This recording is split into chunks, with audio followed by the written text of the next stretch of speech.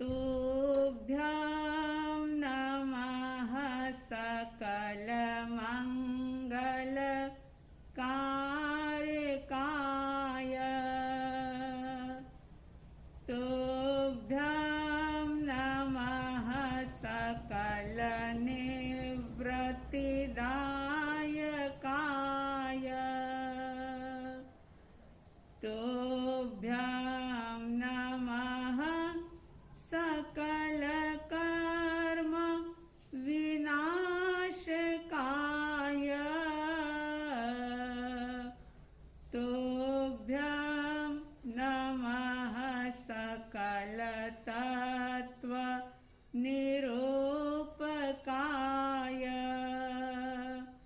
तुभ्यं नमः सकलतत्त्व निरूपकाय।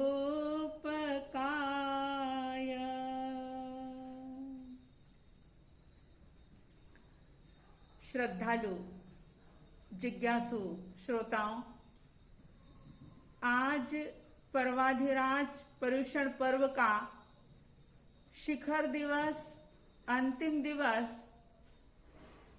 अष्टम दिवस। आज का दिन हमें अपने जीवन का लेखा जोखा करने का संदेश देता है। पूरे वर्ष भर में हमने क्या खोया और क्या पाया, इस जीवन का कितना सदुपयोग किया और कितना व्यर्थ की बातों में समय को बर्बाद किया, जीवन को बर्बाद किया, कितने कषायों को त्याग किया या कषायों को बढ़ाया, कितना राग द्वेष छोड़ा या राग द्वेष को बढ़ाया, पापों से पीछे हटे या पापों के दलदल में और ज्यादा अपने आप को फंसाया। अंतर निरीक्षण करने का ये आज का पर्व आप सभी के लिए साध्वी द्वय की तरफ से हार्दिक हार्दिक मंगल कामनाएं कि आज आप अपना आत्मनिरीक्षण करें। जो जो भी जीवन में अतिक्रमण हुआ है उसका प्रतिक्रमण करें।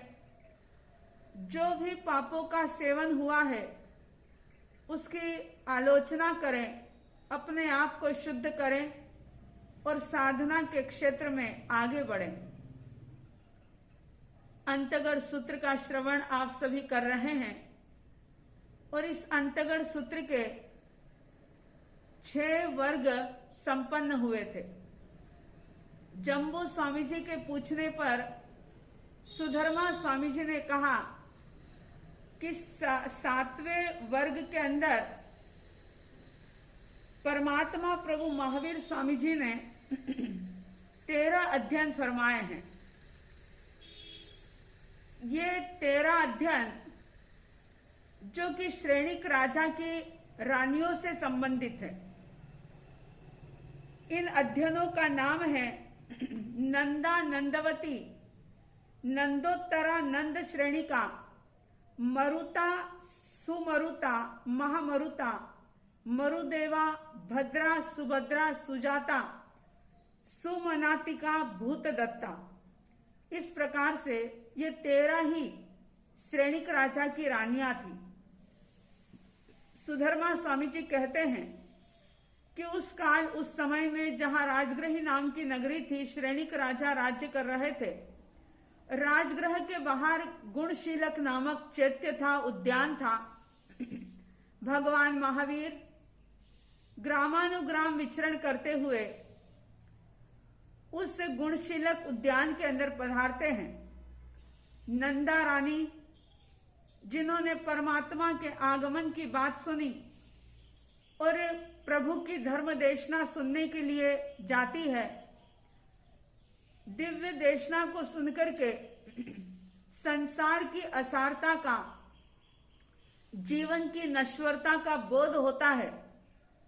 आत्म साधना करने का एक भाव मन के अंदर जागता है और प्रभु के चरणों में निवेदन करती है नंदा रानी कि भगवान, मैं सभी आरंभ परिग्रह का त्याग करके भोग विलासों की दुनिया को छोड़ करके मैं आपके चरणों में संयम अंगीकार करना चाहती हूं।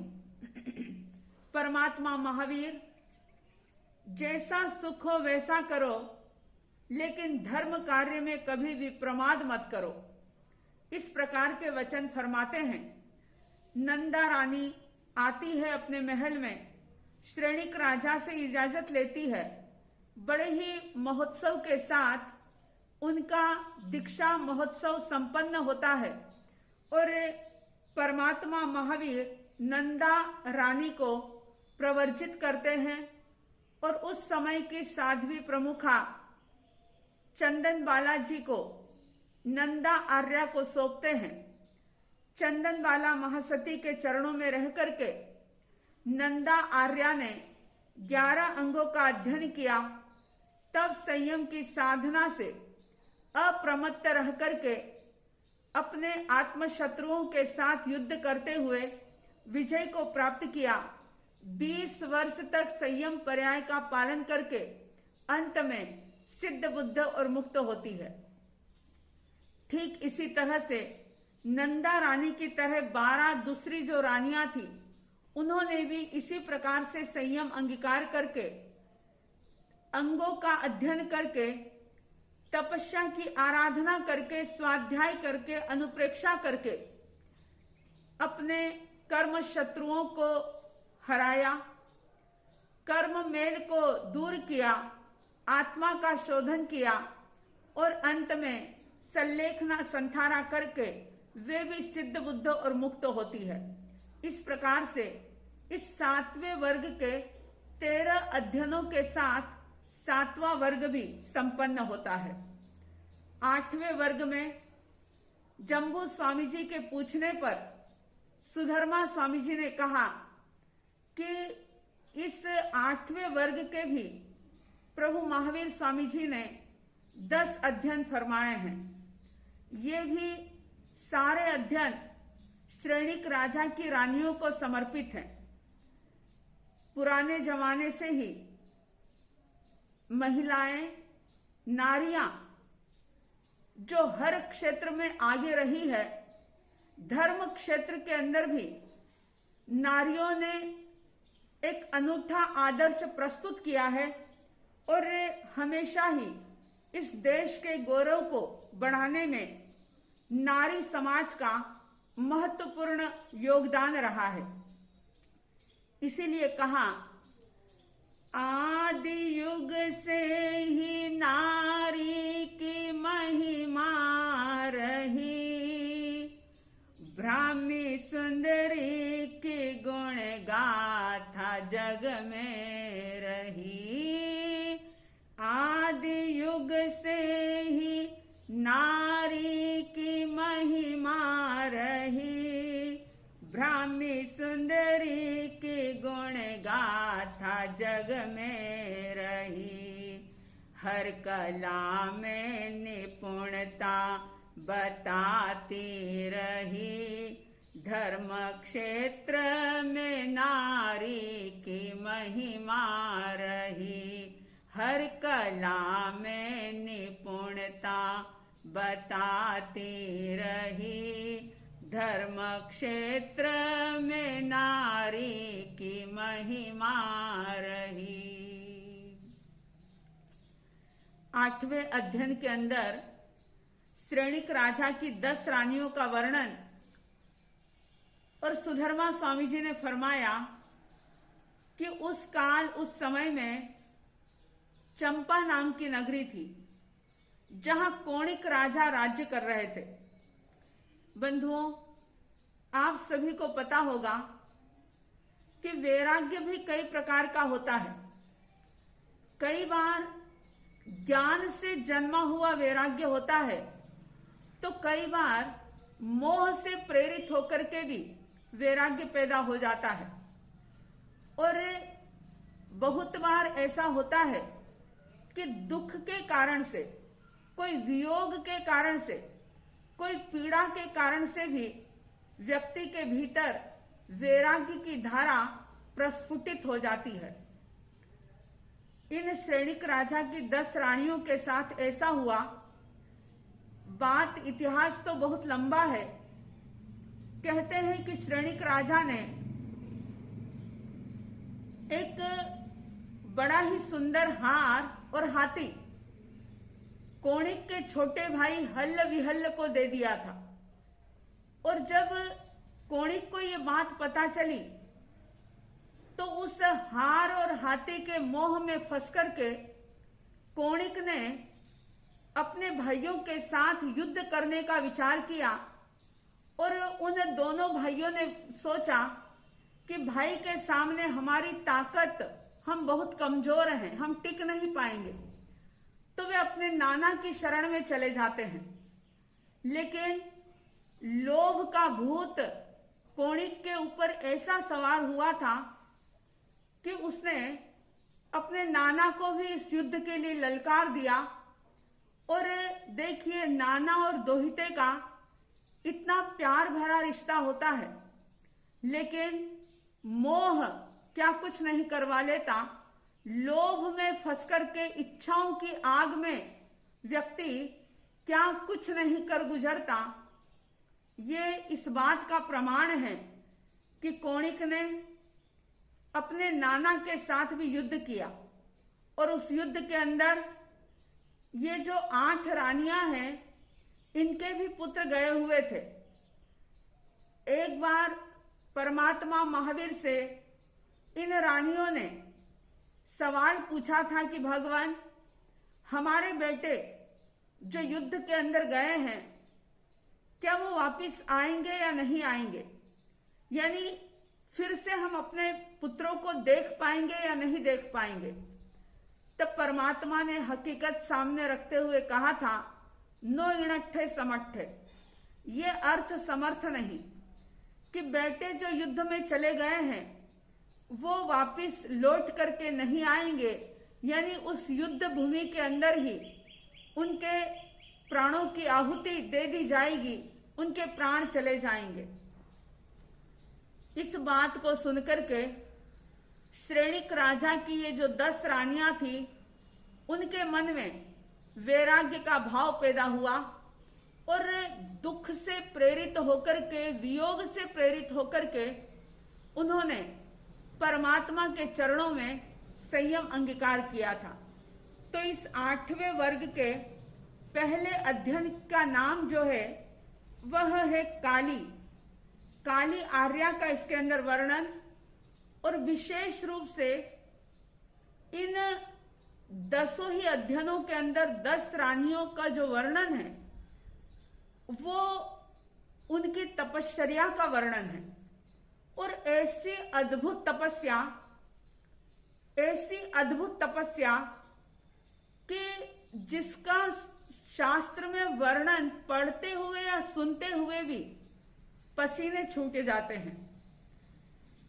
और ऐसा लगता है कि ऐसी वो सुकोमल रानियां, उन्होंने कैसे इतनी कठोर तपश्चर्या का आराधन करके अल्प समय में ही कैसे अपने सारे कर्मों को क्षय कर दिया और सिद्ध बुद्ध मुक्त अवस्था को प्राप्त कर लिया।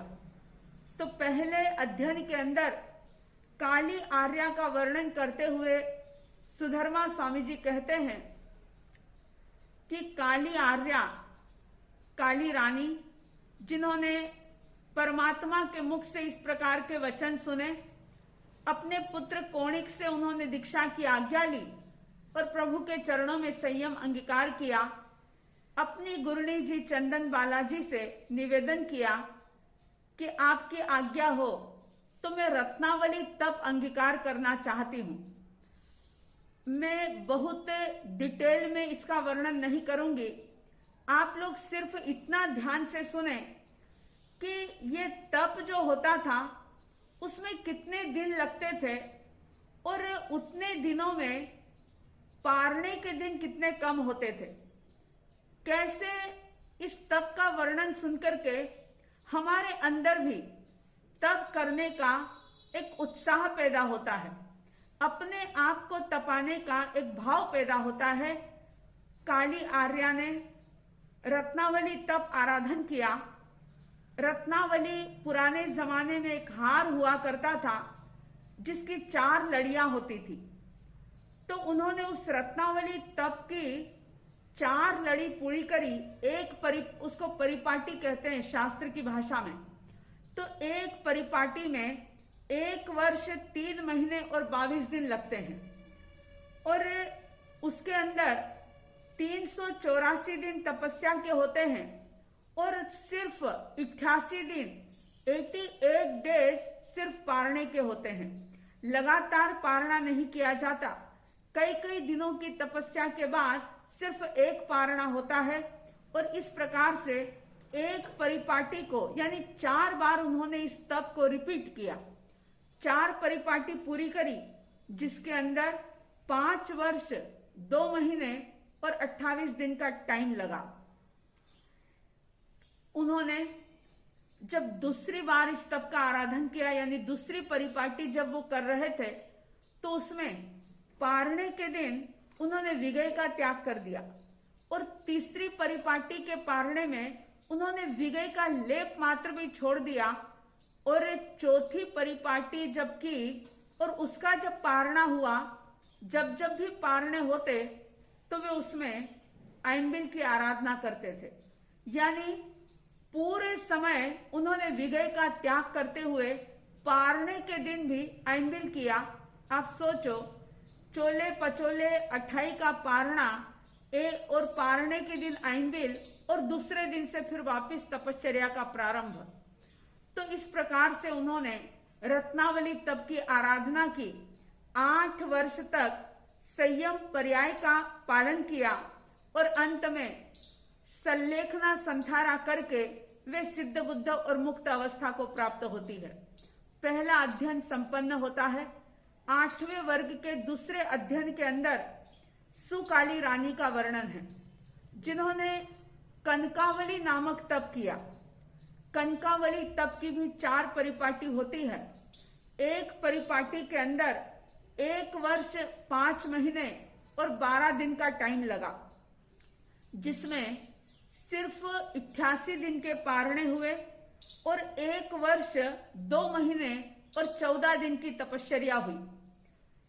चारों परिपाटी को पूर्ण करने में 5 वर्ष 9 महीने और 18 दिन का समय लगता है और उन्होंने इस तप के द्वारा अनंत जन्मों के कर्मों की निर्जरा की 9 वर्ष दीक्षा पर्याय का पालन करके वे भी सल्लेखना संथारा करके सिद्ध बुद्ध और मुक्त अवस्था को प्राप्त करती है।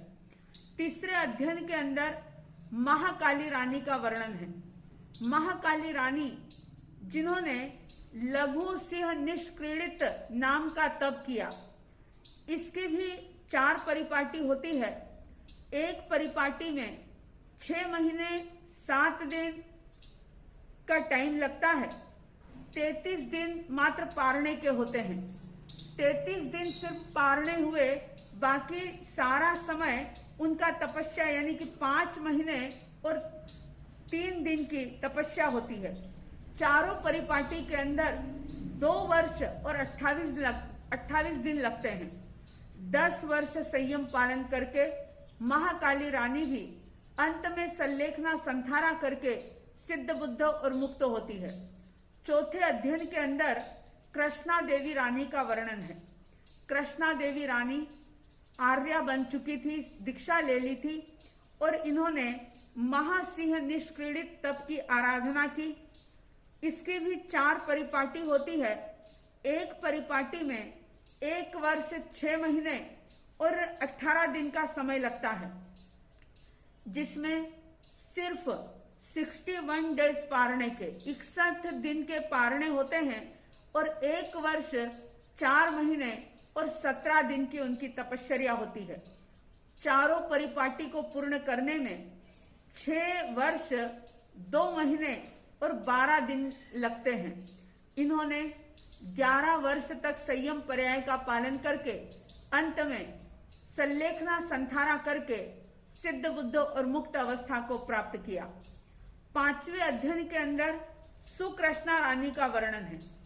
सुकृष्णा रानी जिन्होंने सप्त सप्तमी का, अष्ट अष्टमी का, नव नवमी का, दश दशमी का ऐसी भिक्षु प्रतिमा का आराधन किया।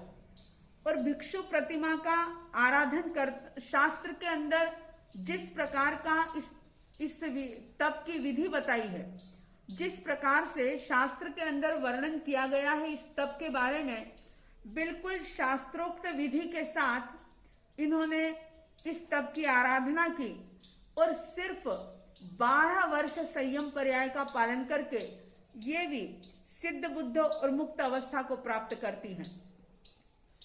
6ठे अध्ययन के अंदर महाकृष्णा रानी का वर्णन, महाकृष्णा आर्या जिन्होंने अपनी गुरुनी की आज्ञा लेकर के लघु सर्वतोभद्र तप का आराधन किया। इसकी भी 4 परिपाटी होती है। एक परिपाटी में 100 दिन लगते हैं, जिसमें मात्र 25 दिन के पारणे होते हैं और 75 दिन की तपश्चर्या होती है। यानी 2 दिन लगातार उन्होंने पारणे नहीं किए, लगातार उनका तप चलता रहा और ऐसे चारों परिपाटी को पूर्ण करने में 1 वर्ष, 1 महीना और 10 दिन का समय लगा। 13 वर्ष तक इन्होंने संयम पर्याय का पालन किया और अंत में सल्लेखना संथाना करके ये भी सिद्ध बुद्ध और मुक्त अवस्था को प्राप्त करती हैं। 7वें अध्ययन के अंदर वीर कृष्णा आर्या का वर्णन किया गया, जिन्होंने महासर्वतोभद्र नामक तप की आराधना की और इस तप के अंदर भी 4 परिपाटी होती है। एक परिपाटी में देखिए ये जो भी तप के नाम बताए जा रहे हैं उसमें उपवास, बेला, तेला, लगातार बेले, फिर तेला, फिर अठाई, फिर पचोला, ऐसे अलग अलग प्रकार की इसकी विधि होती है। बहुत विस्तृत वर्णन है शास्त्र के अंदर वीर कृष्णा रानी के महासर्वतोभद्र तप की। एक परिपाटी के अंदर 8 महीने और 5 दिन लगते हैं, जिसमें सिर्फ और सिर्फ 49 डेज यानी 49 दिन के पारणे और 6 महीने 16 दिन की तपश्चर्या होती है। चारों परिपाटी के अंदर 2 वर्ष 8 महीने और 20 दिन का समय लगता है। इन्होंने 14 वर्ष तक संयम पर्याय का पालन करके सिद्ध बुद्ध और मुक्त अवस्था को प्राप्त किया। 8वें अध्ययन के अंदर रामकृष्णा आर्या का वर्णन, रामकृष्णा आर्या जिन्होंने भद्रोत्तर प्रतिमा का आराधन किया और इसकी भी 4 परिपाटी होती है। एक परिपाटी को पूरा करने में 6 महीने और 20 दिन का समय लगता है। चारों परिपाटी को पूर्ण करने में 2 वर्ष 2 महीने और 20 दिन का समय लगा। 15 वर्ष तक इन्होंने संयम पर्याय का पालन किया और अंत में सभी कर्मों को नष्ट करके सल्लेखना संथारा करके सिद्ध बुद्ध और मुक्त अवस्था को प्राप्त किया। 9वें अध्ययन के अंदर पितृसेन कृष्णा आर्या का वर्णन, जिन्होंने मुक्तावली तप का आराधन किया। इसकी भी 4 परिपाटी, एक परिपाटी में 11 महीने और 15 दिन का समय लगा। चारों परिपाटी को पूर्ण करने में 3 वर्ष और 10 महीने का समय लगता है। 16 वर्ष तक इन्होंने संयम पर्याय का पालन किया और अंत में सल्लेखना संथारा करके ये भी सिद्ध बुद्ध और मुक्त होते हैं। 10वें अध्ययन के अंदर महासेन कृष्णा आर्या का वर्णन किया गया, जिन्होंने ऐम्बिल वर्धमान नामक तप की आराधना की। आज भी कई तपस्वी भाई बहन इस वर्धमान ऐम्बिल तप की आराधना करते हैं। इस वर्धमान ऐम्बिल तप, इसमें 14 वर्ष 13 महीने और 20 दिन का समय लगता है। इसमें ऐसा होता है कि एक उपवास किया, फिर एक ऐम्बिल किया, फिर 2 उपवास किए, फिर एक ऐम्बिल किया, फिर 3 उपवास किए, फिर एक ऐम्बिल किया। इस प्रकार से आगे से आगे बढ़ते चले जाते हैं। एक आइम्बिल करके फिर एक उपवास, फिर 2 आइम्बिल, फिर एक उपवास। इस प्रकार से ये तप होता है जिसमें 5050 दिन आइम्बिल के होते हैं और 100 दिन के उपवास होते हैं। इस प्रकार से ये तप संपन्न होता है। इन्होंने इस तप का आराधन करते हुए कर्म शत्रुओं को हराया, आत्मा का विशोधन किया, 17 वर्ष तक संयम पर्याय का पालन करके सिद्ध बुद्ध और मुक्त अवस्था को प्राप्त किया। इस प्रकार से ये 8वां वर्ग संपन्न होता है और 8वें वर्ग के साथ ही साथ अंतकृत दशा सूत्र जो है वो भी संपन्न होता है। सुधर्मा स्वामी जी जम्बू स्वामी से कहते हैं कि हे जम्बू, जैसा मैंने परमात्मा के मुखारविंद से सुना था वैसा ही मैंने तुम्हारे सामने इस बात को प्रस्तुत किया है। बड़ा सौभाग्य है आपका हमारा कि ऐसा अद्भुत शास्त्र श्रवण करने का योग, पढ़ने का मौका हमें प्राप्त हुआ है। इन रानियों के तप की बात सिर्फ सुनना ही नहीं है, लेकिन सुनकर के कुछ न कुछ ग्रहण जरूर करना है। लोग कई बार कहते हैं कि आज शरीर में इतनी ताकत नहीं रही कि हम वैसे तप का आराधन कर सकें। काल की अपेक्षा से अगर देखा जाए तो दिन पे दिन शारीरिक शक्ति, मानसिक बल कमजोर होता चला जा रहा है। लेकिन कोई बात नहीं, अगर आप वैसा तप नहीं कर सकते तो भी घबराने की आवश्यकता नहीं। कम से कम आज के दिन हर कोई व्यक्ति इस शास्त्र को सुनकर के इतना संकल्प जरूर करे कि अगर हम ऐसा महान तप जीवन में नहीं कर सकते तो कम से कम खाने की टेबल पर बैठ करके, भोजन की थाली पर बैठ करके कभी भी गुस्सा नहीं करेंगे, कभी भी स्वाद के लिए क्लेश नहीं करेंगे। जो भी जैसा भी मिला है उसे परमात्मा का प्रसाद समझ करके हम उसे ग्रहण करेंगे। कई बार स्वाद के चक्कर में व्यक्ति इतना फंसा होता है कि जरा सा भी 19-20 उसे चलता नहीं और मात्र अपनी छोटी सी जीभ को तृप्त करने के लिए, क्योंकि आप सभी जानते हैं कि भोजन जीभ पर है तब तक ही स्वाद है। जैसे ही जीभ से नीचे उतरा, गले के नीचे उतरा कि कुछ टेस्ट का पता नहीं चलता। लेकिन इतनी छोटी सी जीभ को भी संतुष्ट करने के लिए व्यक्ति बहुत सारे राग द्वेष कषाय कर लेता है। तो इस बात का संकल्प करें कि भोजन करते हुए, भोजन को देख करके या भोजन को लेकर के किसी भी प्रकार का हम क्लेश नहीं करेंगे, आवेश नहीं करेंगे, द्वेष नहीं करेंगे, गुस्सा नहीं करेंगे, किसी का अपमान और तिरस्कार नहीं करेंगे। इस प्रकार का अगर संकल्प किया तो भी समझ लेना कि आपने एक बहुत बड़े तप का आराधन किया। और इसके साथ ही साथ जीवन में व्यक्ति भूख से थोड़ा सा कम खा करके भी उड़ोदरी तप कर सकता है। द्रव्यों की मर्यादा करते हुए 5 विगय और नमक आदि जो रस हैं, इनमें से कोई भी एक विगय का त्याग करते हुए रस परित्याग तप की साधना कर सकता है। इस तरह से अपनी वृत्तियों पर कंट्रोल करते हुए बाह्य तप के साथ साथ आभ्यंतर तप को भी साध सकता है। क्योंकि अगर बाह्य तप जीवन में नहीं है तो आंतरिक तप भी पूर्णता को प्राप्त नहीं कर सकता। इसलिए आंतरिक तप करने के लिए, आभ्यंतर तप करने के लिए इन बाह्य तप को भी जीवन में स्थान दें। द्रव्यों की मर्यादा करें, भूख से कम खाएं, वृत्तियों का संक्षिप्तीकरण करें, रस का परित्याग करें।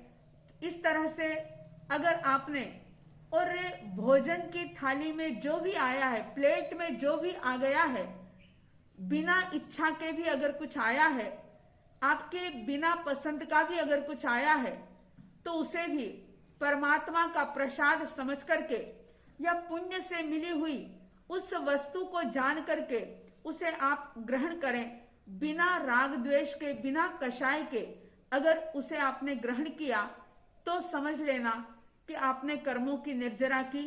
कई बार भोजन करते करते भी कर्मों की निर्जरा हो जाती है।